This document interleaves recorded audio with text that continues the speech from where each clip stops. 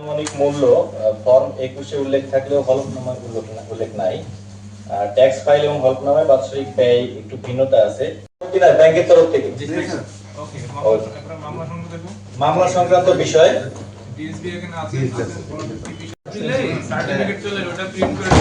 আয়করের কেউ নাই, আয়করের কি আছেন এখানে? এটা আপনার ব্যয় সম্পদের বিবরণী দিয়েছে, সম্পদের বিবরণী না। আপনি যে নির্বাচন ট্যাক্সের ফাইলে ঠিক আছে কিনা, ট্যাক্স জেন হয়েছে 2 বছর থেকে আপওয়ার্ড, এরকম যদি কারো কনভিকশন হয়ে থাকে সেক্ষেত্রে 5 আছে। সেবা প্রতিষ্ঠানগুলো যদি বলেন আমি টাকা পাবো, তারপর ওনার কি অনুযায়ী হচ্ছে মামলা থাকতে পারে, নো প্রবলেম। বাট মামলায় যদি সে কোর্টের থেকে জামিনে থাকে প্রবলেম নেই, ধরেই নিচ্ছে। কিন্তু সেই মামলায় যদি উনি ফেরারি আসামি হয়, অর্থাৎ কোর্ট ওয়ারেন্ট ইস্যু করেছে, পুলিশ ওনাকে খুঁজে বেড়াচ্ছে, এর ফলে আমরা এখন এক এক করে শুরু করি। আমাদের 2 আসনে হবে, ওইটা না দিলে তো এটা বাতিল করতে হবে। দাখিল হয়েছিল 6টি নমিনেশন পেপারই বৈধ বলে গৃহীত হয়েছে। সেই 6টি নমিনেশন পেপার আমরা প্রার্থীদের নাম বলছি। 1 নম্বর জনাব মোহাম্মদ শরীফুজ্জামান, 2 জনাব মোহাম্মদ মাসুদ পারভেজ, 3 জনাব মোহাম্মদ জহুরুল ইসলাম, 4 জনাব মোহাম্মদ হাসানুজ্জামান, 5 আব্দুল্লাহ মামুন, 6 নুরুল্লাহ মোহাম্মদ ফারুক হাসান। চুয়াডাঙ্গা 2 আসনে আমাদের 5টি নমিনেশন পেপার দাখিল হয়েছিল। আমি 5টি নমিনেশন পেপারই আজকে বৈধ বলে গৃহীত হয়েছে। তাদের নাম বলছি। 1 জনাব মোহাম্মদ রুহুল আমিন, 2 জনাব মাহমুদ হাসান খান, 3 জনাব মোহাম্মদ নূর হাকিম, 4 জনাব মোহাম্মদ হাসানুজ্জামান, 5 জনাব মোহাম্মদ আলমগীর হোসেন। এই 2 আসনে মিলে মোট 11টি নমিনেশন পেপার দাখিল হয়েছিল 29 তারিখের মধ্যে। তো এই আজকে বাছাই করবে এই 11টি নমিনেশন পেপারই বৈধ বলে গৃহীত হয়েছে। আমাদের আউট করছি। 1 নম্বর জনাব মাহমুদ হাসান খান, বাংলাদেশ জাতীয়তাবাদী দল। 2 জনাব মোহাম্মদ আলমগীর হোসেন, আমার বাংলাদেশ পার্টি, সংক্ষেপে এবি পার্টি। 3 জনাব মোহাম্মদ নূর হাকিম, বাংলাদেশ কংগ্রেস। 4 জনাব মোহাম্মদ রুহুল আমিন, বাংলাদেশ জামায়াত ইসলামী। এবং 5 জনাব মোহাম্মদ হাসানুজ্জামান, ইসলামী আন্দোলন বাংলাদেশ। এই 5 জনেরই নমিনেশন পেপার বৈধ বলে গৃহীত হয়েছে। সকলকে ধন্যবাদ।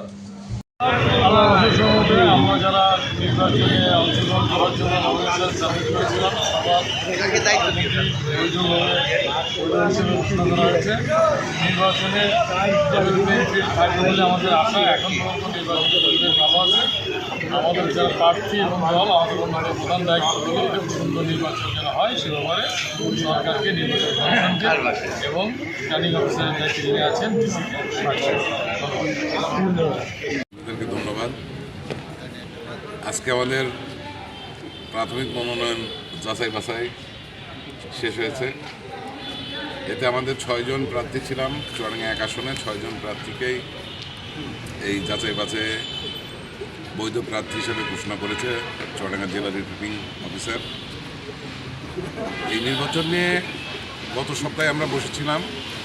রিটার্নিং অফিসার আমাদের সমস্ত প্রার্থী নিয়ে বসে আমাদের আচরণবিধি সম্বন্ধে আমাদেরকে বলে দেওয়া হয়েছে এবং চুয়াডাঙ্গাতে রিটার্নিং অফিসার একই মঞ্চে সমস্ত দলীয় ইশতেহার পাঠ করা এবং একই সাথে একই মঞ্চে বক্তব্য দেওয়ার জন্য আহ্বান জানিয়েছে। আমরা প্রত্যেকটা প্রার্থী আমরা এটা অ্যাকসেপ্ট করছি। আমার মনে হয় যে এটা অনেক সুন্দর হবে এবং সামাজিকতা এবং আমাদের দলীয় ভারসাম্য বজায় রাখার জন্য এইটাই হলো সবচেয়ে ভালো। আর এমন যার যার যে দলের প্রার্থী তারা তো অবশ্যই নিঃসন্দেহে সব জায়গায় ভোট করবে, ভোট যাবে, ছোট ছোট পথসভা। সম্মানিত উপস্থিতি সকলকে সালাম, আসসালামু আলাইকুম রহমতুল্লাহ।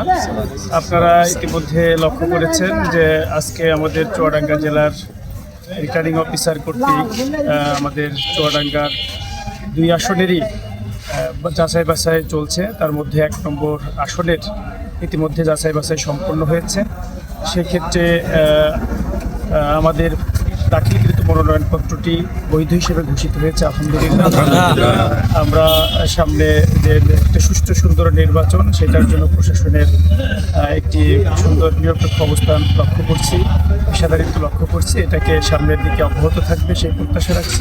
সার্বিকভাবে একটা উৎসবমুখর নির্বাচন অনুষ্ঠিত হবে, যার মধ্য দিয়ে এই এলাকার মানুষ তাদের প্রত্যাশিত, তাদের পছন্দের প্রার্থীকে জয়ী করে নিতে পারবেন এবং 12 তারিখে একটি উৎসবমুখর পরিবেশে নির্বাচন অনুষ্ঠানের মধ্য দিয়ে সকল নাগরিক তাদের ভোটাধিকার প্রয়োগ করবেন সেই প্রত্যাশা রাখছি এবং এর মধ্য দিয়ে একটি উন্নত আধুনিক চুয়াডাঙ্গা গড়ে উঠবে সেই আশা ব্যক্ত করে সবাইকে ধন্যবাদ জানিয়ে শেষ করছি। আসসালামু আলাইকুম।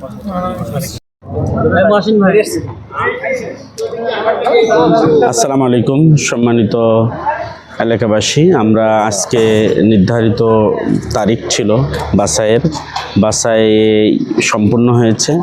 আমরা এখন নির্ধারিত ডেট থেকেই 22 জানুয়ারি থেকে আনুষ্ঠানিকভাবে নির্বাচনী কার্যক্রম শুরু হবে।